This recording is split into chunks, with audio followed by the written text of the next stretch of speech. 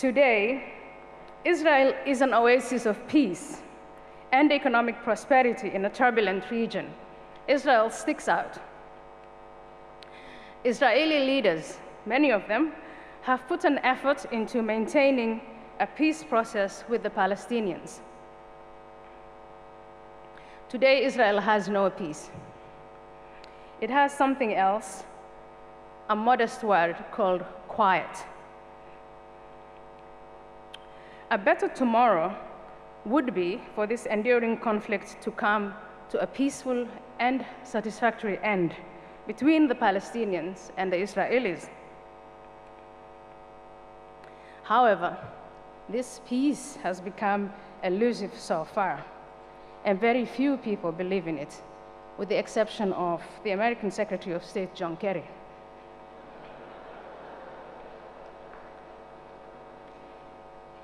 We don't know what tomorrow will bring for Israel.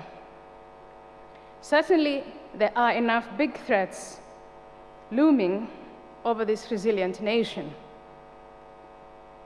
The sworn enemies of Israel also have a vision of what they want for Israel in the future. Some Arab and Muslim political and religious leaders have made their dreams for the future of Israel clear. They have compared it to a cancer in the region. Others said they are committed to wiping it off the map and driving the Jewish people into the sea. See, happiness can come in different forms and shapes. These leaders have not achieved the destruction of Israel. If anything, Israel is stronger than it was 10 years ago. In fact, sometimes I think the more they wish for its destruction, the stronger Israel becomes.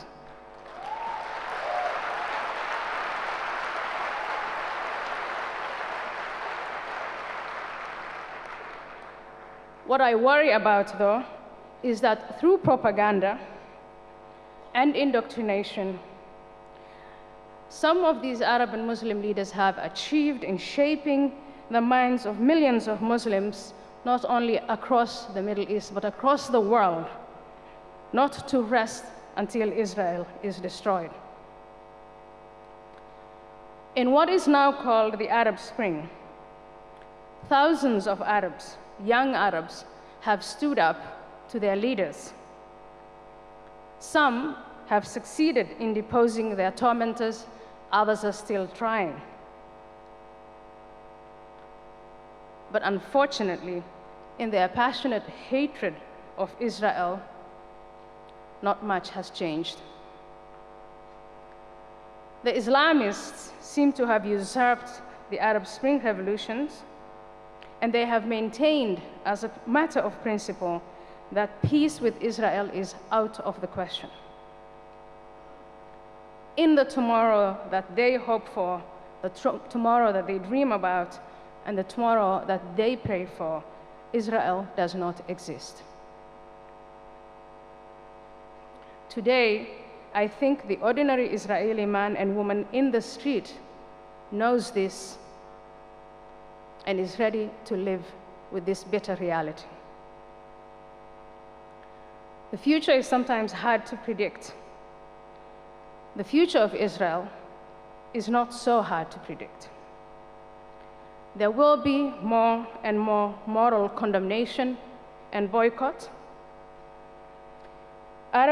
Some Arab Muslim leaders will continue to buy, to beg, to borrow, and to steal weapons of mass destruction. They will maintain a sustained campaign against the legitimacy of Israel to exist. They will provoke Israel into border skirmishes, and Israel's retaliation will be touted to the world as Israel's aggression, occupation, and the attempted annihilation of the Palestinian people. Iran will continue, with the new president in the lead, to pursue the nuclear bomb. Egypt has begun talks with Russia on the possibility of an Egyptian bomb. It's only a matter of time before there'll be Turkish bombs and talk of a Saudi bomb.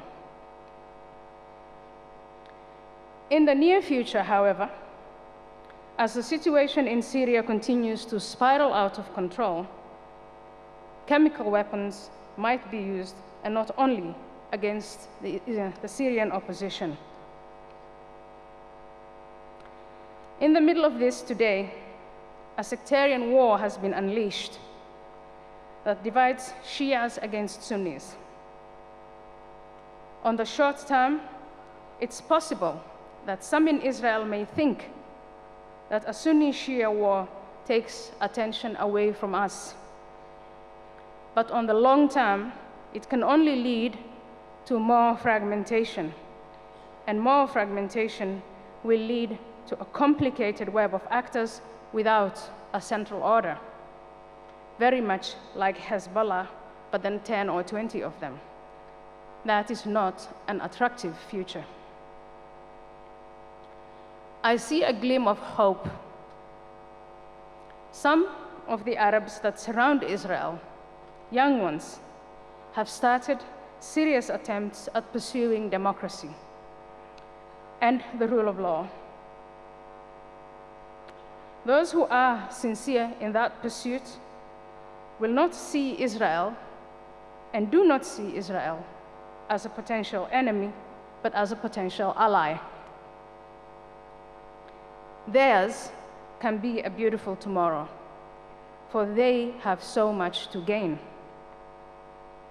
Today, they need help from Israel and the US and other places. They need guidance, they need resources, they need a safe haven. If Israel's tomorrow seems incredibly hard to contemplate, we must think about Israel's yesterday. People who know that, people who are as old as the president, or perhaps older, will maintain faith in Israel today. For I'm sure if you continue to be as resilient as you are, that tomorrow will be better. Thank you.